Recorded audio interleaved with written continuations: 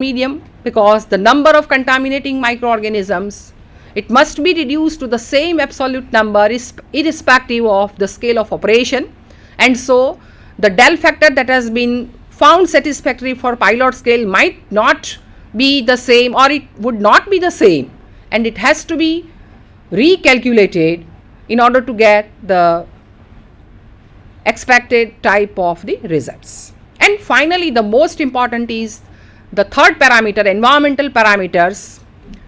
Rise in the scale is responsible for a totally changed environment for the growing organisms, and the environmental parameters affected may be the nutrient availability, then pH, temperature, then the shear conditions, dissolved oxygen concentration, dissolved CO2 concentration, and foam production. Now, if you look at all these parameters, you will find that these are basically controlled by the aeration and agitation conditions.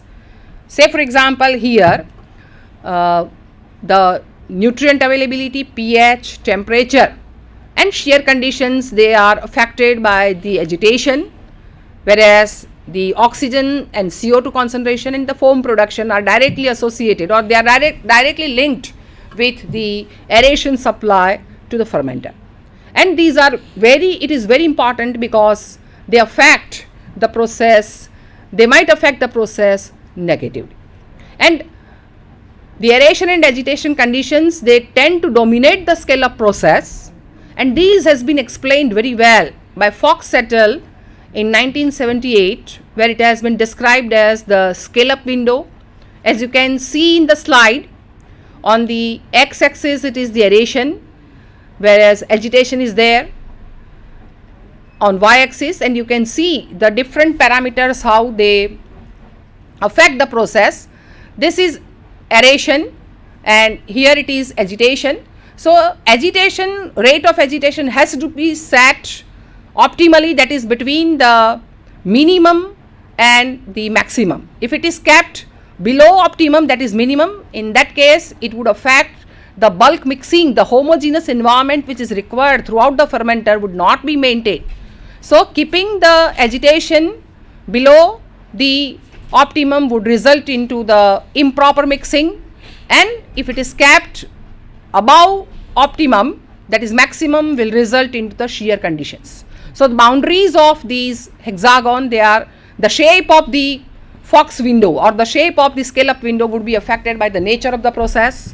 For an anaerobic fermentation process, the supply of oxygen would not be important, whereas in case of animal cell culture process, the shear conditions count.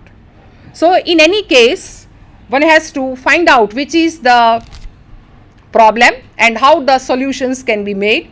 So you have to identify the principal environmental domain which is affected by aeration and agitation. Say for example, if it is shear conditions which are been identified as the principal environmental domain, then next you have to identify the process variable which is responsible for controlling this. So if it is shear condition which has been identified earlier, then one has to pay attention to the agitation condition. You have to set the rate of the speed of the agitation so that it would be possible to control the shear, to reduce the shear.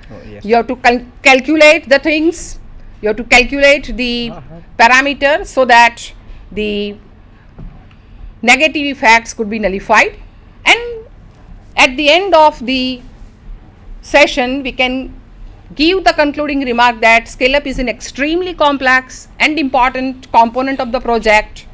And finally we can say that it is only the experience with the particular fermentation equipment and the previous fermentation which is the only real guide in translating the scale up information to the production tanks. We have tried our best to simplify extremely complex and at the same time extremely important component of the fermentation process, and hope that you would have been benefited by this. Thank you. Thank you.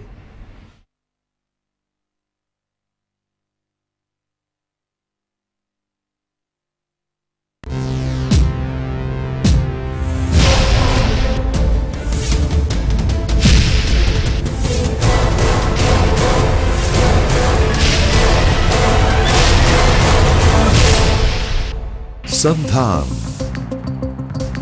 All Gujarat Integrated Classroom. સેટેલાઇટના માધ્યમથી જોડતી કડી એટલે સંધાન.